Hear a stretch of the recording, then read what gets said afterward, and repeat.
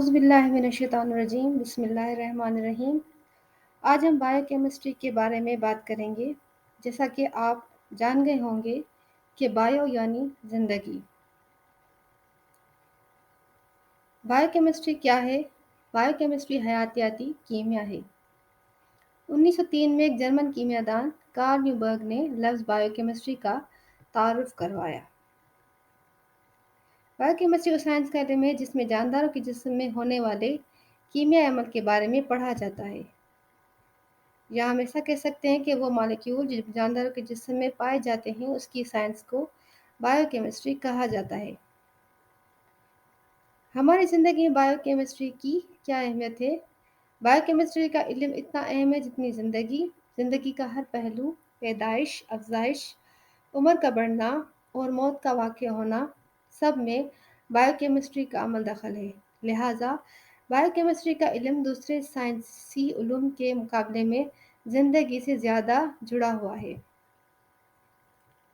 ہر وہ شخص جو ڈاکٹر ہے، ویٹنری ڈاکٹر ہے، نیوٹریشنسٹ ہے، ایک فارماسسٹ ہے یا ایک زرعی ماہر ہے، ان سب شعبہ کے لوگوں کو بایو کیمسٹری کی مکمل معلومات لازم ہونا چاہیے۔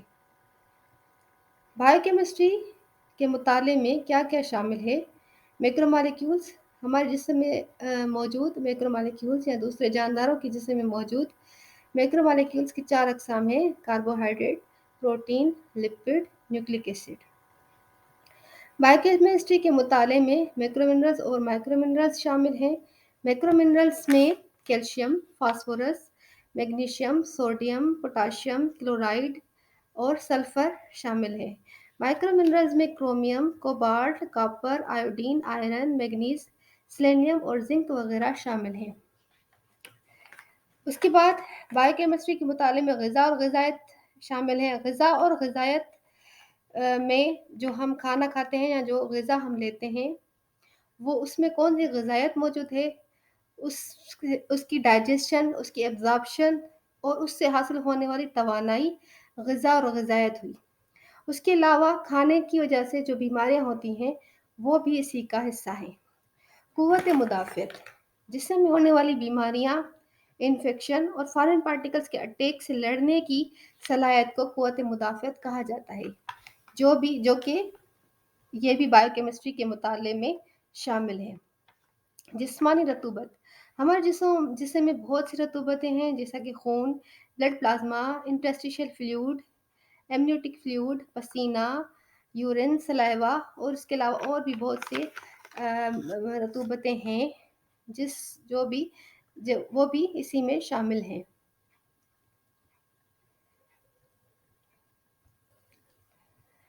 خلیہ جھلی کی نقل و حمل، خلیہ جھلی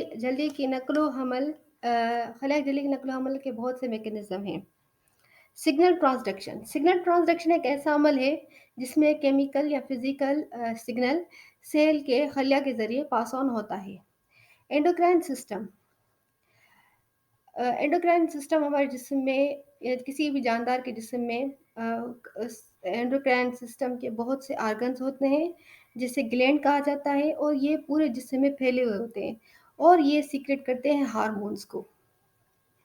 پروٹین کا بننا، پروٹین بیسیکلی آپ اس کو پولیمر ہے ایک، اور اس کا مونومر امینو ایسڈ ہے۔ آپ سمجھ لیں کہ پروٹین ایک دیوار اور اس میں امینو ایسڈ ایک اینٹ کا کام دیتی ہے۔ تو امینو ایسڈ کی پراپر اسمبلنگ، پراپر سیکوینسنگ اور پراپر نمبر پروٹین بناتا ہے۔ پروٹین کا بننا، اس کا دوسرا نام ٹرانسلیشن آف mRNA بھی ہے۔ انزائم کیٹالائزڈ ریئیکشن، انزائم کو بایولوجیکل کیٹلسٹ بھی کہا جاتا ہے۔ یہ کسی بھی جسم میں ہونے والی کسی بھی ریئیکشن، جو بھی ریئیکشن ہے اس کو بڑھانے کا کام کرتا ہے، پر یہ خود اس میں انوالو نہیں ہوتا، یہ just speed up the reaction. تو انزائم ایک اسمال پورشن ہوتا ہے جسے ہم ایکٹیو سائٹ کہتے ہیں۔ اس ایکٹیو سائٹ سے جب کوئی سبسٹریٹ بائنڈ ہوتا ہے تو پھر انزائم ایکٹیو ہو جاتا ہے، اور ایکٹیویشن کے بعد انزائم ریڈی ہو جاتا ہے کسی بھی ریئیکشن کو کیٹلائزڈ یا انہانس کرنے کے لیے۔ خلیہ کی بایو کیمسٹری، ہمارا خلیہ بہت سے آرگنز کا ہوتے ہیں اور اس کے علاوہ وہ بہت سے فنکشنز پرفارم کرتا ہے، اس کو خلیہ کی بائیو کیمسٹری کہا جاتا ہے۔